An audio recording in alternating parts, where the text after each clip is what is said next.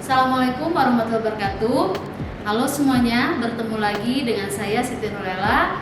Kali ini saya akan membahas mengenai materi proposal. Materi proposal merupakan materi yang pertama di semester 2 ini. Nah, pernahkah kalian merancang sebuah kegiatan dan membuat proposalnya terlebih dahulu? Dan apakah kegiatan tersebut bersifat formal atau informal? Nah, berbagai pertanyaan tersebut menunjukkan bahwa beberapa kegiatan yang melibatkan banyak pihak itu nanti harus ada persiapannya terlebih dahulu. Nah, apa salah satu persiapannya? Yaitu membuat proposal.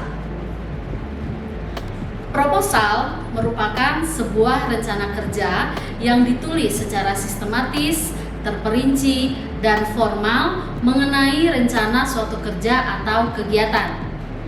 Proposal itu sendiri bertujuan untuk mendapatkan persetujuan atau tujuan tertentu dari pihak yang berkepentingan. Nah, setelah mengetahui pengertian, kita lihat dulu ada berapa jenis proposal. Nah, berdasarkan tujuannya, proposal itu ada yang namanya proposal kegiatan, proposal penelitian, proposal usaha, proposal kerjasama, dan proposal bantuan dana. Nah, kali ini Ibu akan membahas mengenai proposal kegiatan dalam sebuah organisasi.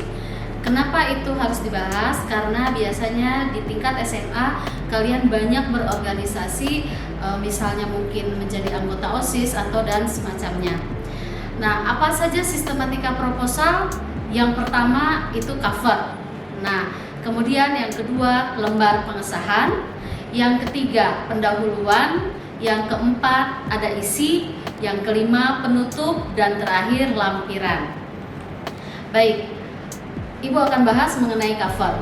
Biasanya dalam sebuah cover proposal itu ada logo lembaga, kemudian ada juga nama kegiatannya, kemudian ada nama lembaganya dan alamat lembaganya, kemudian tahun kegiatan. Kenapa?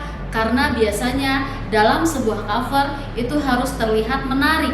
Dan kenapa? Karena biasanya proposal itu mewakili organisasinya. Selanjutnya, setelah cover itu ada lembar pengesahan. Apa saja isi dari lembar pengesahan? Itu biasanya terlihat ada nama kegiatan, kemudian ada tanggal pengesahannya, lalu ada nama dan tanda tangan pihak terkait. Lalu sistematika yang selanjutnya yaitu pendahuluan. Nah, di pendahuluan itu biasanya berisi tentang latar belakang dan tujuan kegiatan. Nah, di sini latar belakang itu biasanya berbentuk paragraf. Apakah itu 3 paragraf, 4 paragraf, atau 5 paragraf. Nah, biasanya juga bahwa di latar belakang itu terbagi lagi. Ada yang biasanya sebagai pembuka, isi, dan penutup. Nah, tujuan kegiatan itu juga berbentuk poin. Kenapa berbentuk poin? Karena agar nanti terlihat ada berapa kegiatan atau ada berapa tujuan yang akan kalian capai. Kemudian, pada bagian isi proposal itu ada yang namanya tema kegiatan. Kemudian ada lagi macam-macam kegiatan. Selanjutnya peserta kegiatan atau sasaran nanti akan diikuti oleh siapa saja, dan kemudian ada peralatan yang dibutuhkan.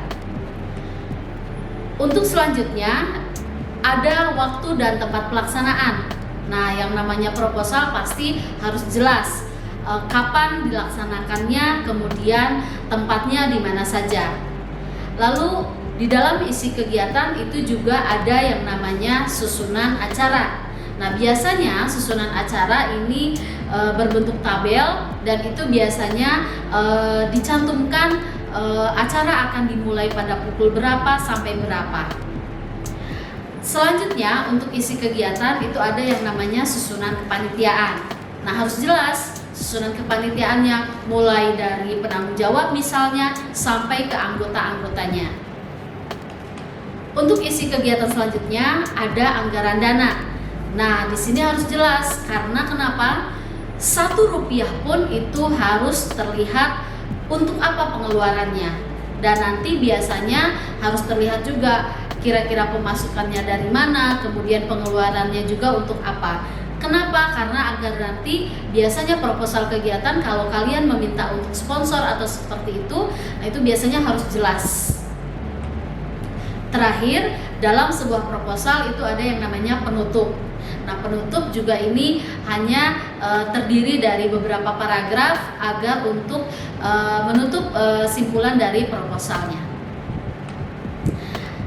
Terakhir, setelah penutup itu ada lampiran.